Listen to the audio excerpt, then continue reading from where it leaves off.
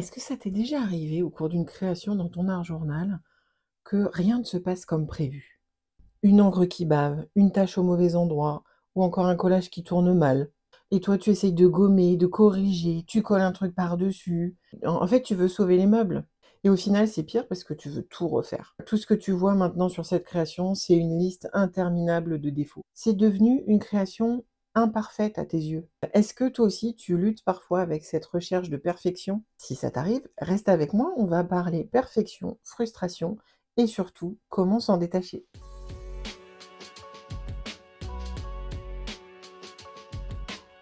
Sur les réseaux sociaux, je lis régulièrement des personnes qui partagent le résultat de leur création en art journal. Et dans le descriptif, la première chose qui me saute aux yeux, c'est qu'elles font la liste de tout ce qui ne va pas dans leur création. Elles font la liste de tous les défauts, tout ce qu'elles considèrent comme des erreurs. Pour elles, c'est une page ratée.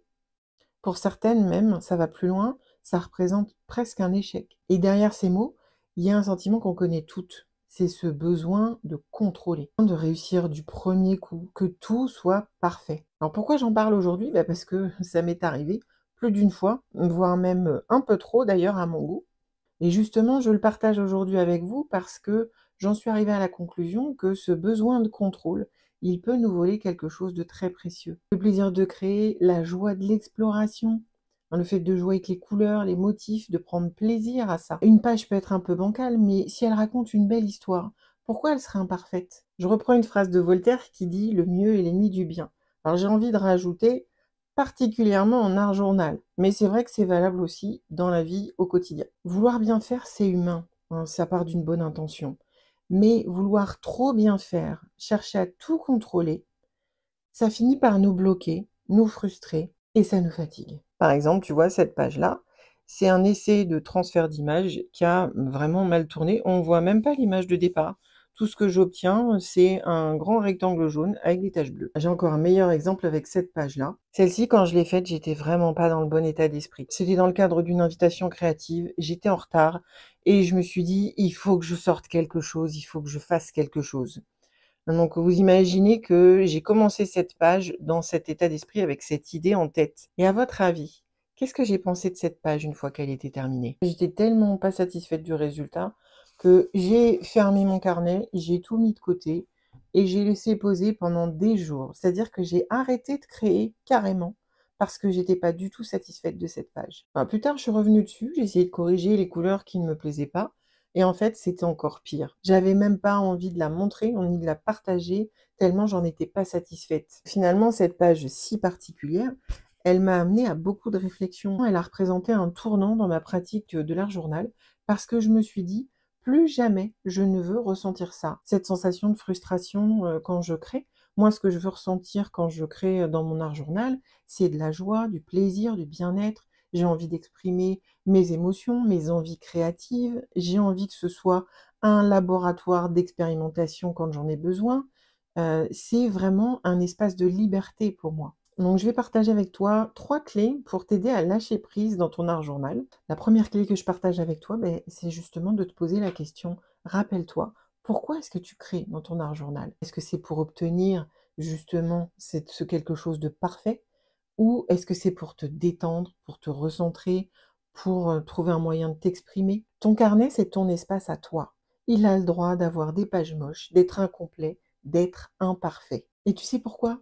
Parce qu'il n'appartient qu'à toi. Toi seul peux comprendre ce qu'il y a derrière une page, l'histoire qu'il y a derrière cette page. La deuxième chose que je te propose, c'est d'accueillir l'erreur comme une nouvelle opportunité. Un peu comme si ça t'ouvrait une porte sur une nouvelle exploration. Il y a une tâche qui n'était pas prévue, un collage qui gondole, un mélange de couleurs qui a mal tourné. Et si c'était le début d'autre chose? Pourquoi ça ne deviendrait pas une superposition imprévue, un ajout de texture? Dis-toi que ça peut être une idée que tu n'aurais jamais eue si cette erreur ne s'était pas produite. C'est une très belle façon de sortir de sa zone de confort. Accepter les erreurs qui surviennent et les transformer en quelque chose de nouveau. Troisième chose, c'est de te concentrer sur ce que tu ressens au moment où tu crées. Laisse ta créativité s'exprimer. Une page, qu'on va dire entre guillemets ratée, bon, parce que ratée, j'aime pas beaucoup ce mot, mais qui n'est pas parfaite à tes yeux, elle va finalement raconter souvent plus de choses qu'une page que tu auras peaufinée et que tu trouves parfaite. Si je peux résumer, ton émotion du moment, ce que tu ressens au moment où tu crées, ça vaut 1000 fois plus qu'un tampon bien centré. T'es pas d'accord? Le lâcher prise, c'est offrir à ta créativité le droit d'exister telle qu'elle est. Si tu veux t'exercer tout de suite, c'est le moment. Prends ton art journal, ouvre une page. Donc tu vas prendre ton carnet d'art journal. Alors ça peut être un carnet que tu as acheté, un carnet que tu as fabriqué, un livre altéré. Ça c'est au choix. Et ensuite, tu peux choisir la page que tu veux. Donc ça peut être une page blanche, ça peut être une page où tu as déjà travaillé le fond. Ma fameuse page avec le fond qui n'a pas donné ce que je voulais. Ça peut aussi être une feuille libre. Et avant de commencer, on va juste prendre le temps de se poser en faisant 3 grandes respirations. Donc on inspire, on souffle. Si ça peut t'aider, tu peux te dire que tu inspires comme si tu respirais le parfum d'une fleur. T'en profites au maximum. Et quand tu expires, c'est comme si tu essayais de faire vaciller la flamme d'une bougie sans jamais l'éteindre. Donc on souffle doucement.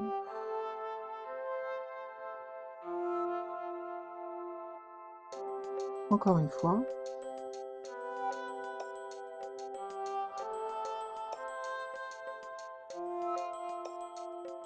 Si tu aimes travailler en musique, c'est le moment de mettre un petit morceau plutôt ambiance détente. Toutes les propositions qui suivent, je te les donne pour te guider.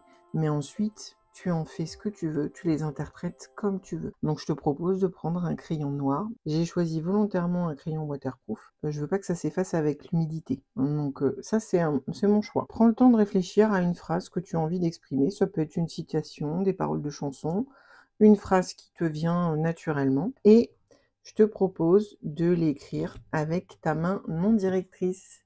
Donc moi je suis droitière, donc je vais écrire de la main gauche. J'ai choisi cette expression parfaitement imparfaite, je trouve qu'elle va très bien avec le sujet de cette vidéo.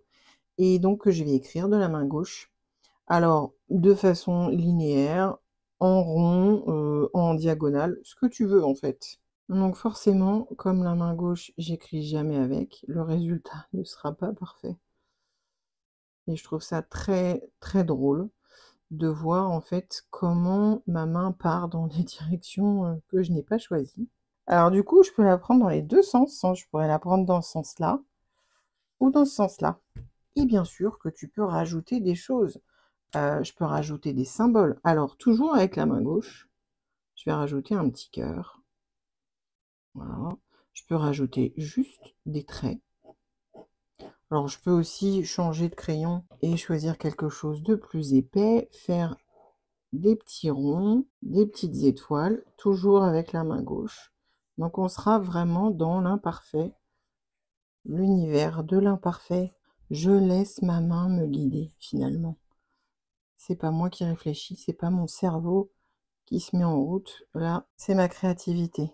Et donc ça, je vais m'en servir comme point de départ pour ma page. Alors, ensuite, tu peux recouvrir complètement ou partiellement avec de la peinture, avec des collages, de la gouache, de l'aquarelle. Alors l'aquarelle, c'est translucide, donc on en verra un bout, hein. Donc là, c'est libre à toi de travailler cette page-là et laisse-toi guider par ce premier geste imparfait. Laisse les choses se faire. Écoute ton intuition. Ce n'est pas une page à réussir, c'est une page à vivre. Je te montre ma page une fois terminée. J'ai choisi volontairement des techniques où j'avais pas forcément le contrôle intégral sur le résultat. Si tu as envie de suivre ce processus-là avec moi, la vidéo sera diffusée la semaine prochaine et dès qu'elle sera disponible, je mettrai le lien en description de celle-ci.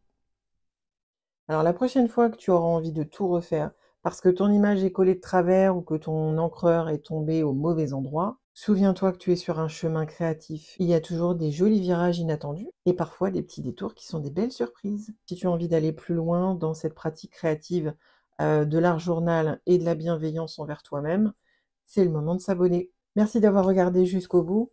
Prenez soin de vous et à bientôt.